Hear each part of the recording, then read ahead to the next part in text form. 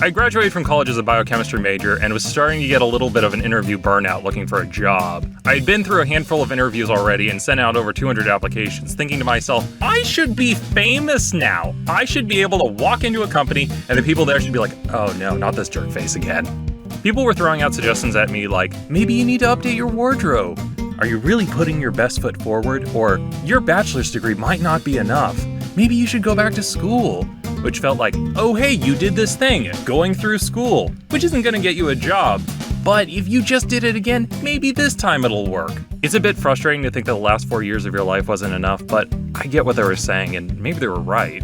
Anyway, I had an interview in a lab for a biochemist position coming up. I unfortunately had the terrible idea to ride my bike there in the summer, so I arrived there with these sweat outlines on my body and greasy helmet hair.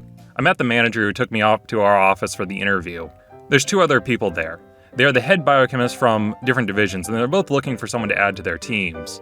So they started asking me some questions. Have you ever worked in a lab before? I said yes. What did I do? Protein purification and activity assays. They asked me what sizes. I said like, oh, small amounts. I can't remember exactly. They're like, how small, relatively speaking? And I just shrug and say, like, really small, and I put my fingers close together. They asked me what tools I use, and I start throwing out the buzzwords, because I've been through interviews before. Cefidex, spectrophotometry, SDS-Page, agarose gels, and I start talking about how much experience I have with SDS-Page agarose gels, and halfway through talking about them, the interview just stops me and says, you do realize those are 2 completely different things, right? What?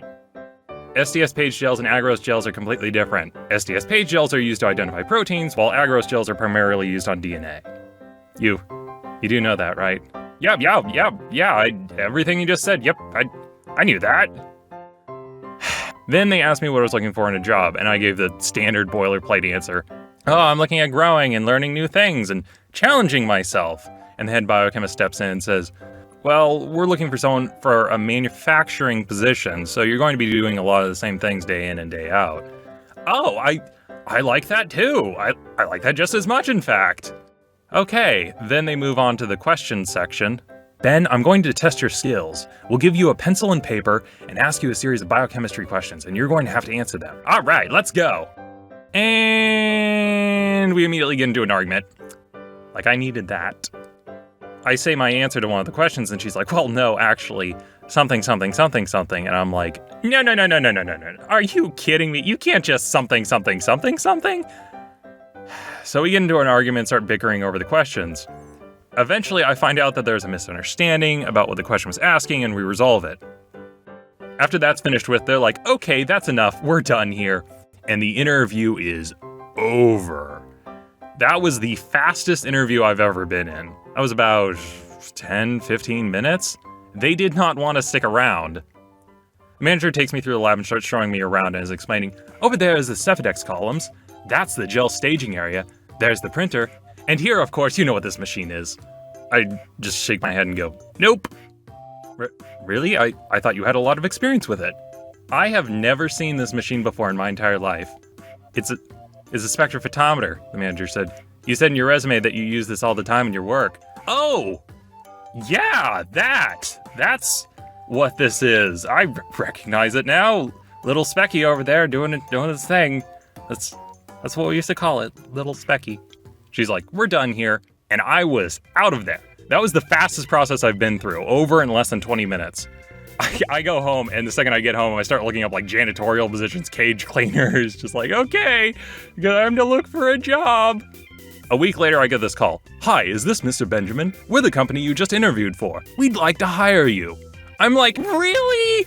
Really? Are you sure you don't have the wrong number? There's not a Benjamin out there who you were actually supposed to call? You sure? I'll wait. You could just look it up.